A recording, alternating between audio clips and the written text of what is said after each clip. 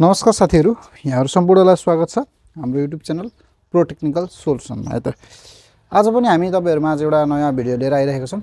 जस अन्तर्गत रहेछ हाम्रो चाहिँ बेसिक इलेक्ट्रोनिक्सको सिरिज अन्तर्गत रहेको छ हाम्रो डायोड भन्ने टपिकमा आज हामी एउटा भिडियो लिएर आइरहेको छौं।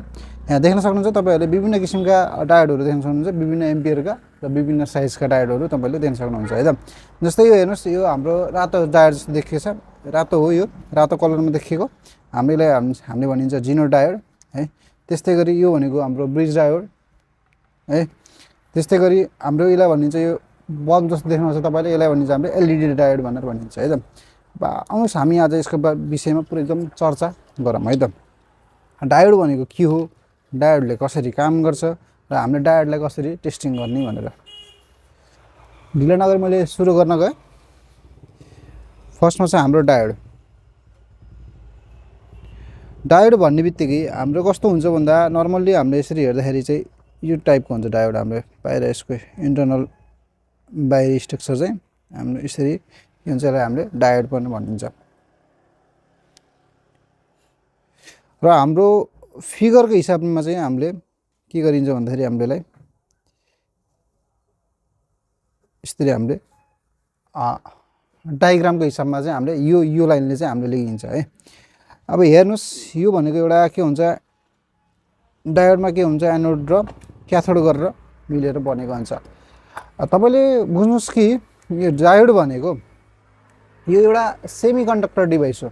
है जस्तै सेमिकन्डक्टर भनेको पुरै तरिकाले कन्डक्टर पनि हैन, पुरै तरिकाले इन्सुलेटर पनि हैन। भन्न खोजेको चाहिँ यो कन्डक्टर पनि हैन, इन्सुलेटर पनि हैन, तर कन्डक्टर र इन्सुलेटरको दुईटैको गुण भएको चाहिँ डिभाइस हो। त्यही भएर यसलाई हामीले के भनिन्छ, सेमिकन्डक्टर भनेर भनिन्छ।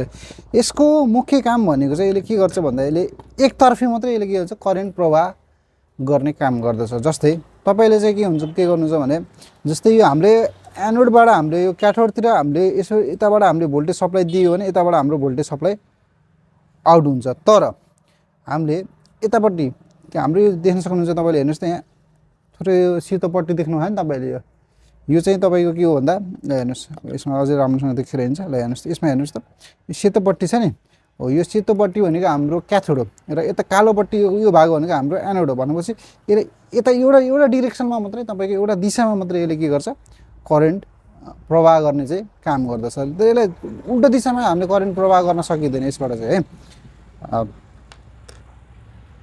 अब यसमा चाहिँ के हुन्छ भन्दा एउटा पोजिटिभ र पोजिटिभलाई चाहिँ हामीले के भनिन्छ, यसलाई एनोड भनेर भनिन्छ र नेगेटिभलाई हामीले के भनिन्छ, क्याथोड भनेर भनिन्छ। जस्तै हामीले पोजिटिभ साइडबाट कुनै पनि करेन्ट प्रवाह गऱ्यौँ भने यसमा प्रवाह हुन्छ, तर नेगेटिभ साइडबाट हामीले करेन्ट प्रवाह गरियो भने यसमा के हुन्छ, करेन्ट चाहिँ के हुन्छ, प्रवाह हुँदैन। है त र यसको जस्तै यो एकदम इलेक्ट्रोनिक सर्किटहरुमा एकदमै बढी युज हुने किसिमको एउटा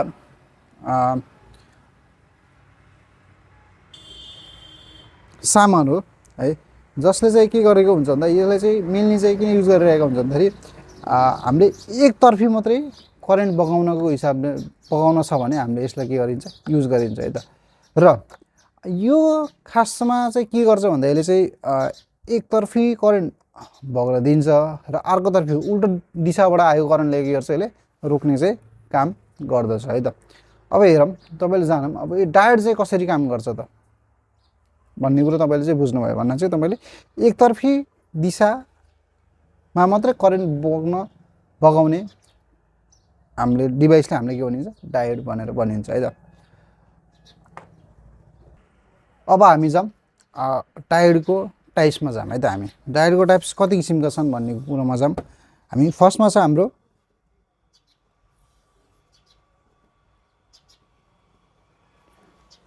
हाम्रो रेक्टिफिकेसन डायोड, जुन चाहिँ हामीले रेक्टिफायर डायोड भनेर भनिन्छ।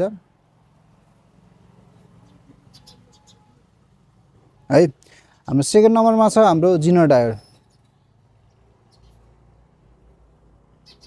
है त्यस्तै गरी अर्को छ हाम्रो एलईडी डायोड।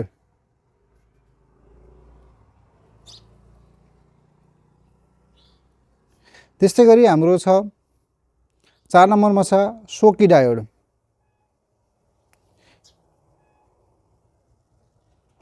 यसलाई चाहिँ सर्टकी डायोड पनि भनिन्छ।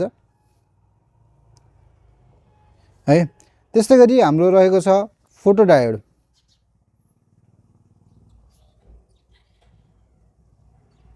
हेर्नुहोस् त रेक्टिफायर डायोड भनेको के हो?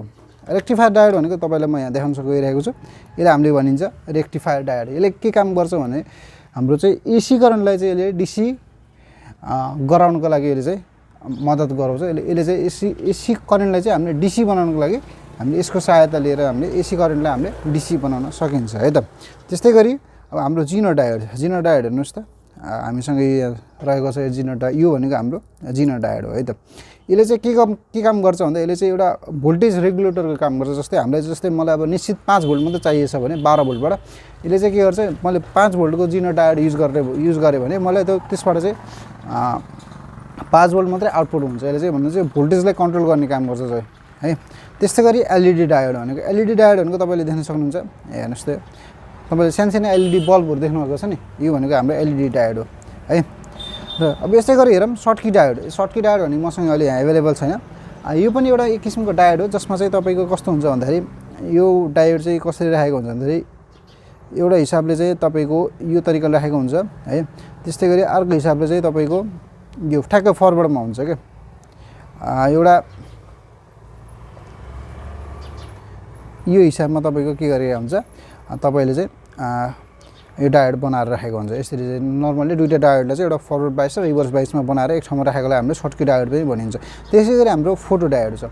फोटो डायोड भनेको तपाईँले चाहिँ जस्तै सोलर प्यानलहरूमा चाहिँ युज हुन्छ यो फोटो डायोड चाहिँ, जुन चाहिँ घामको रोशनीबाट चाहिँ के गर्छ भोल्टेज उत्पादन गर्ने काम गर्छ। त्यसले चाहिँ फोटो डायोड भनेर हामीले भनिन्छ है त। अब हामी जाऊँ डायोडलाई चाहिँ हामीले कसरी टेस्ट गर्न सकिन्छ, डायोड ठिक छ कि छैन भनेर हामीले कसरी चेक गर्न सकिन्छ। यसको लागि हामीले डायोड चेक गर्नको लागि हामीलाई के चाहिन्छ, एउटा मल्टिमिटरको हामीलाई जरुरत परेको हुन्छ है। मल्टिमिटरलाई सबभन्दा पहिला हामीले के गर्ने, डायोड रेन्जमा राख्ने हो नि। डायोड रेन्जमा राखेर चाहिँ हामीले के गर्न सकिन्छ, डायोडको चाहिँ के हुन्छ हामीले भ्यालु चेक गर्न सकिन्छ। जस्तै हेर्नुहोस् अब मैले अघि नै भनिसकेँ, जस्तै यतापट्टिको जुन चाहिँ यो प्रोब भनेको हाम्रो पोजिटिभ हो, जुन यो सेतोपट्टि देखिएको चाहिँ हाम्रो नेगेटिभ प्रोब हो। ल हेर्नुहोस् त तपाईँको भ्यालु देखाएन होइन। यो भनेको पोजिटिभ र नेगेटिभ हामीले यसरी डायोडको के भन्छ छुटाउन सकिन्छ है त। त्यस्तै गरी अब हेर्नुहोस् त अब यसलाई मैले उल्टो गरेर चेक गरेँ भने हेर्नुहोस् त अब यहाँ कुनै पनि ल हेर्नुहोस् अब यता मैले उल्टो गरेर चेक गरेँ भने हेर्नुहोस् त मैले यो पट्टि भएको पोइन्ट जुन चाहिँ यसको क्याथोड साइडतिर मैले रेड प्रोबलाई राखेँ र एनोड साइडतिर मैले ब्ल्याक प्रोबलाई राखेँ भने चाहिँ यसमा चाहिँ कुनै पनि हाम्रो के छ भ्यालु सो गर्दैन। भन्न चाहिँ हामीले यसरी हामीले थाहा पाउन सकिन्छ कि डायोड ठिक छ या ठिक छैन भने। जस्तै तपाईँले फर्स्टमा तपाईँले एनोडमा एनोड र क्याथोडमा ब्ल्याक पोइन्ट राखेर तपाईँले प्रोब राखेर चेक गर्नुभयो भने तपाईँको यो भोल्ट यो तपाईँको हेर्नुहोस् यहाँ रिडिङ देखाउँछ। जस्तै 612 अथवा यो रिडिङ देखायो भनेपछि तपाईँको डायोड ठिक छ। यदि तपाईँ यसो उल्टाएर तपाईँको जस्तै प्रोब चेन्ज गर्दाखेरि तपाईँको जस्तै रिडिङ देखाइरहेछ भने तपाईँको डायोड चाहिँ के छ भन्दा तपाईँको डायोड चाहिँ लिकेज छ। र यदि तपाईँको डायोडमा तपाईँको यदि दुइटै प्रोब गर्दा यसरी देखाउँदाखेरि तपाईँको सर्ट देखाउँछ, जस्तै टिङ गरेर देखाउँछ भने चाहिँ यसमा यो भ्यालु देखाउँछ भने तपाईँको डायोड के छ सर्ट छ भन्ने तपाईँले यसरी चाहिँ तपाईँले थाहा पाउन सक्नुहुन्छ। जस्तै अब यहाँ हेर्नुहोस् त यो भनेको अब हेर्नुहोस् यसमा भएको यो कालो पोइन्ट छ नि, यो हेर्नुहोस् त्यो थोरै जुम गरिदिएँ। हेर्नुहोस् त यो कालो प्रोब छ। कालो प्रोबलाई चाहिँ हामीले यदि यसरी राख्यो भने हाम्रो के छ कि देखाएको छ भ्यालु देखाएको छैन नि होइन। हेर्नुहोस् यहाँ देखाएको छ यो रेड भयो है। हेर्नुहोस् न देखाएको छैन।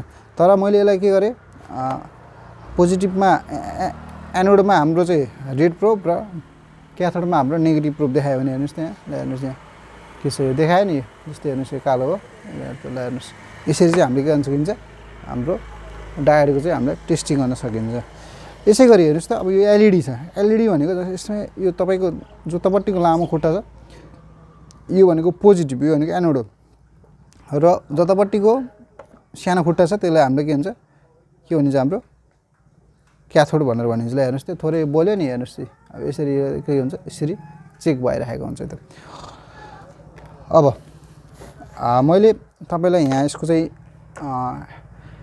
यसको एप्लिकेसन पनि मैले बताएँ र अब हामीले चाहिँ डायोडलाई चाहिँ कस्तो हिसाबमा चाहिँ हामीले युज गर्न सकिन्छ भन्दा एउटा चाहिँ हाम्रो फरवर्ड बाइसमा र एउटा चाहिँ हाम्रो रिभर्स बाइसमा। जस्तै मैले एप्लिकेसन अघि यिनीहरूको एप्लिकेसन मैले अघि नै पनि भनेको थिएँ, फेरि म एकचोटि भन्छु।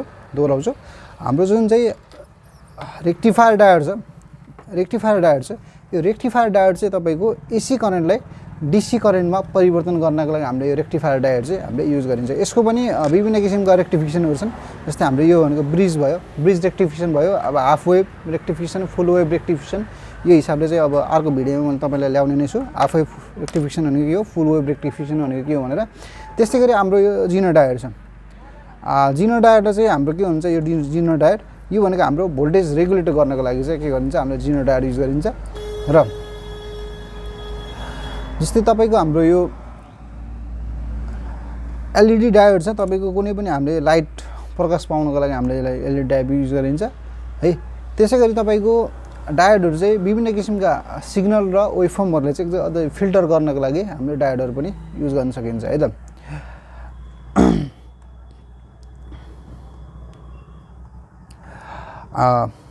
भिडियो सायद लामो भयो होला आजको भिडियोमा मैले यति नै गरे हाम्रो डायोडको टाइप्सहरु चाहिँ हाम्रो rectification diode zener diode LED diode शक्ति डायोड र फोटो डायोडमा हामी यसमा चर्चा गर्यौं अब आउने दिनमा अझै अरु किसिमका डायोडहरुमा पनि हामी चर्चा गर्नेछौं आजको लागि हामी यति नै गरौं हस्त धन्यवाद कृपया च्यानलमा नयाँ हुनुहुन्छ भने चाहिँ च्यानललाई सब्स्क्राइब गरिदिनु होला र यसमा कुनै भिडियोमा तपाईले सुझाव सल्लाह दिन चाहनुहुन्छ भने कृपया कमेन्टमा सुझाव सल्लाह चाहिँ दिन सक्नुहुनेछ र कुनै पनि डायोडमा चाहिँ कन्फ्युजन छ भने तपाईले कृपया कमेन्ट गरेर हामीलाई चाहिँ सोध्न सक्नुहुन्छ हस्त धन्यवाद